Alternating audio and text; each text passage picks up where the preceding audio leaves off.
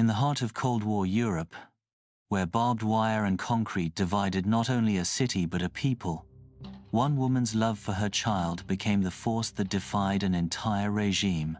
It was October 1964, just 3 years after the Berlin Wall had risen like a scar through the middle of the city. Families were torn apart, dreams crushed beneath the weight of ideology, and the East German government enforced its borders with brutal efficiency. To cross from east to west without permission was not just illegal, it was considered treason, punishable by imprisonment or even death.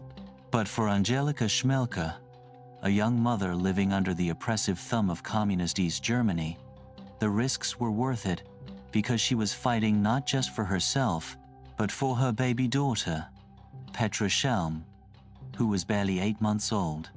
Angelika had already seen her husband, Günther Schelm, escape to West Germany months earlier. He had made it across the border in a daring truck smuggling operation, leaving behind his wife and infant child in the hope that they would soon follow. But as time passed, the border tightened and escape routes closed. Letters stopped arriving. The walls, both literal and metaphorical, were closing in. Left behind in East Berlin with no clear way out, Angelika knew she couldn't wait any longer.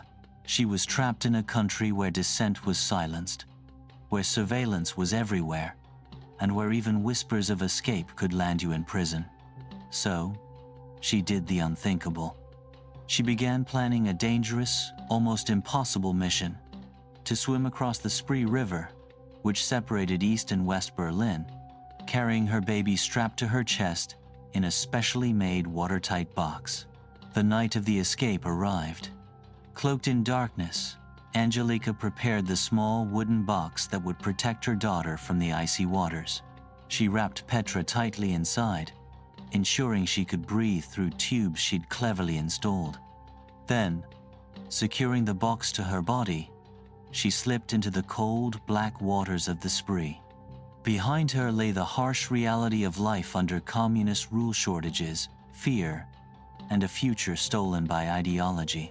Ahead was freedom, uncertainty, and the desperate hope of reuniting with her husband.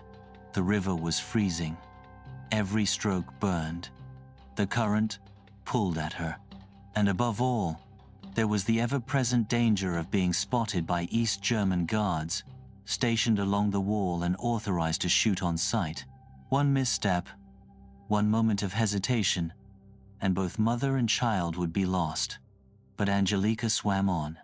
With every movement, she battled not just the water, but the system that sought to control her life. Her lungs screamed for air, her limbs ached, but her will was unbreakable. And then finally she reached the other side. Exhausted, shivering, and barely able to stand, Angelika emerged from the river in West Berlin, free. Petra, miraculously, had survived the journey without harm. Reunited with her husband, Angelika and her family began a new life in West Germany. Their story quickly became legend, whispered among those still trapped in the East, admired by Western journalists, and celebrated as a symbol of resistance and resilience.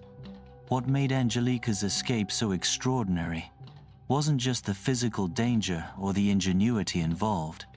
It was the fact that she carried a baby. Most escapes were solo missions, or done in pairs of adults. But Angelika had risked everything: her life, her child's life, for the chance at freedom. Her act of courage stands as one of the most dramatic and emotional escapes from behind the Iron Curtain. Angelika Schmelcher's story is more than just a Cold War tale.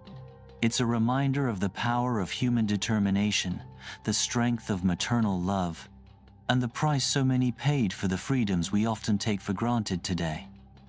It also highlights the personal cost of authoritarianism, how families were ripped apart, lives upended, and futures rewritten by political forces beyond individual control. In a world where walls are still built, both real and symbolic, Angelika's swim across the Spree remains a powerful testament to what happens when hope overcomes fear.